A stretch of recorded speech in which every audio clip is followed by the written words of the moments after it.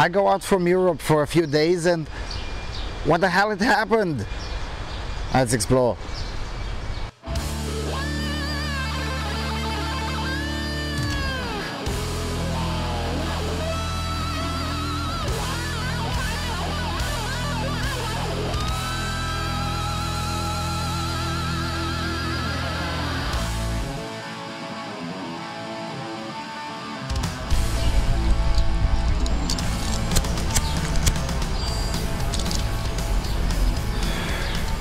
Hello everyone, welcome to the Freedom Alternative. Alright, so this is a little bit of a very unscripted and very impromptu video because it's basically hot air reaction upon reading the news. So I've been last weekend during the Memorial Weekend, as they call it here. I've been to DC and I got to interview some very nice people, and you'll soon be seeing that. Hopefully I'll get the time to edit at least one of them by the end of May. So now that I finally arrived in a more stable place, at least for a short little while, well, I was like, let's read the news. And the news doesn't look good. I mean, first of all, there is the issue of Tommy Robinson. Tommy Robinson is now in jail for mortgage fraud. Now, I'm sure that he didn't commit that particular crime, assuming that it is legitimate, assuming that it wasn't trumped up and made up, because I expect anything now from the British judicial system, but assuming that it wasn't made up. I'm sure he didn't commit it yesterday. I'm sure he committed at the very least a year ago, if not more. So gee, I wonder what possibly could be the coincidence of them coming after him right now. And he was basically tried and convicted in 1 hour. I mean, seriously? Amazing. Further on in the UK is a meme chapter, then there is the issue of judges saying that there should be a law that would destroy or essentially ban or abolish whatever pointed knives, because apparently, well, why do you need a pointed knife? So after license for butter knives, now all knives should be butter knives, because apparently the state knows better than hundreds upon hundreds of thousands of years of experience, of human experience, on what the knives should look like, how knives should look like, and how you should use them. Of course, the state knows better. Heaven forbid you might know better what you need for your job or for your profession. Isn't it nice?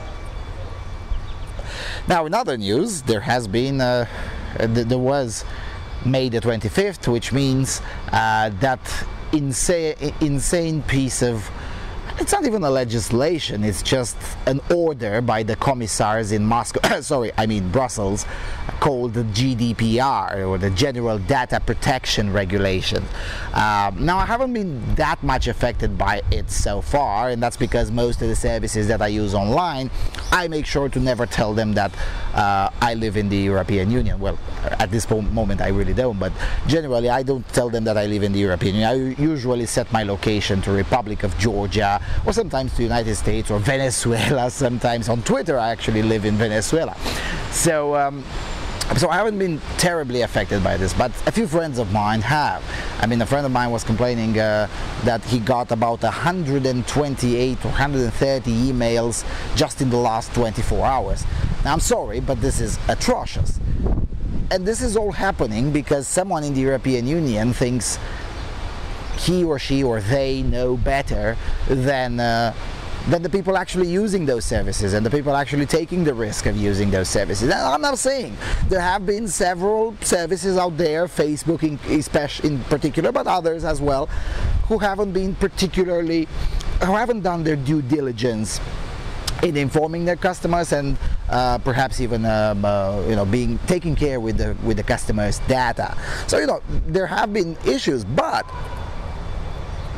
such issues should be settled via trials or even via out-of-court settlement. They should not be settled via top-down dictates from Brussels, which then end up affecting not just the 28 unfortunate countries who happen to live, the 28 unfortunate countries who happen to be members of this particularly new Soviet. Oh, Jesus Christ. Anyway, it also affects other people. I mean, people who've never been to Europe, who live here in the United States, have been affected by the GDPR.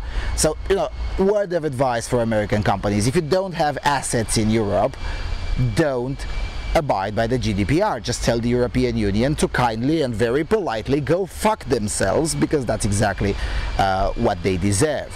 Well, actually, they deserve a lot more, but that's a story for another day. Now, in other news, and this one, believe it or not, I learned it from, well, I knew that it was brewing, but now I learned that it exploded from a taxi driver here in Chicago. And this tells me a little bit about how the political climate is changing. The taxi driver that took me from the airport to here, when I arrived back from DC, was a big black guy who started talking about lying bitches, essentially. And the starting point of the conversation, he brought it up, I didn't, was the trumped up charges being floated around against Morgan Freeman. And, you know, I was just like, well, I don't know. In general, I'm not a big fan of bringing up allegations that allegedly, about things that allegedly happened 30 years ago. And my rule of thumb is if the allegation is older than 2 or 3 days, I don't want to hear about it, because there's no way, after 3 days it's basically almost impossible to prove, and it will only serve as a weapon for individuals who want to lie, and also as a weapon against individuals who cannot defend themselves no matter how much they try. So I played nice, but this guy was like, well, they probably didn't happen, or maybe it happened but they liked it, and I was like, well, if your average blue-collar black dude in Chicago gets to see this, how many more other people are seeing it? And this ties into probably the last point that I really wanted to put into this video, is that the left has no idea, is so out of touch with the rest of the country that they're gonna have quite a huge surprise. So, you know, I'm not gonna make predictions right now, although I will soon make them once I get back to Romania and get to put some order into my thoughts. But from what I have observed so far in about 2 weeks in this country, is that almost nothing of what you see in the mainstream media is congruent with reality.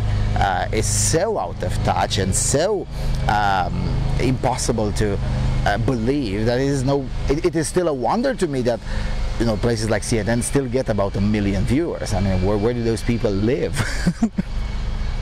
But what I'm trying to say, and this is especially for political commentators and pundits in Europe, kids, the reason the mainstream media here in the United States is losing relevance is not because Donald Trump brainwashed the population, or because of populism, or an increase in right-wing extremism and all of that bull crap that Brussels editors at the Politica.eu are trying to bring up. No, the reason the mainstream media here is losing relevance is precisely because it is losing relevance. It has lost touch with the rest of the country entirely. So yeah, basically I'm a bit more optimistic for this part of the Atlantic, not so optimistic with the western part of Europe. I mean, license for butter knives and going to jail, you know, just pointed out the particular. Douglas Murray had a talk a few days ago, when he was saying, well, if they're so happy about dealing with Tommy Robinson, then maybe how about going through the records of all of those religion of peace proponents? I'm sure many of them have some dodgy things in their mortgages and in their financial situation, but somehow that doesn't happen. It always happens when someone dares to speak up about the elephant in the room, namely, you know, the extreme prevalence of the religion of peace. Now, speaking of religion of peace, I'm still trying to find a way to move my ass to Dearborn, Michigan. Dearborn, Michigan being the place with the second highest density of Muslims in the world after Indonesia. And I want to go there because I've seen footage from there, and I'm pretty sure that the footage I've seen, because it was produced by the Huffington Post, I'm pretty sure that the footage I've seen from there was edited tendentiously. So as a result, I'll go there and take my own footage, because you cannot trust the media.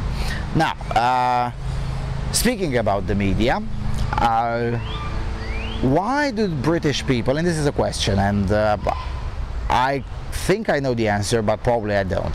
Why do British people tolerate this kind of crap? Because with the issue of Tommy Robinson, is not just that the state went after him on some ridiculous charge, or maybe it did, maybe it didn't happen.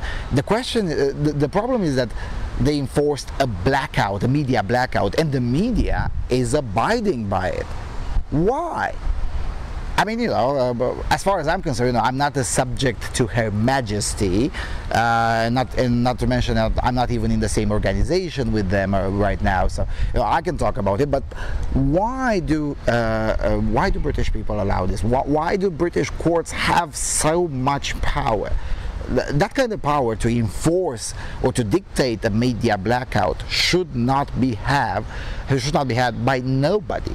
Nobody should be able to tell the entirety of the press in a country what to say, or especially what not to say. This should not be acceptable. This is not civilization. This is the kind of situation that I would have expected to see in the Soviet Union. Alexander Solzhenitsyn was describing something like that in the 50s, and reading back to some of the passages from there, I'm like, is he still describing the Soviet Union, or maybe he's describing modern day Britain?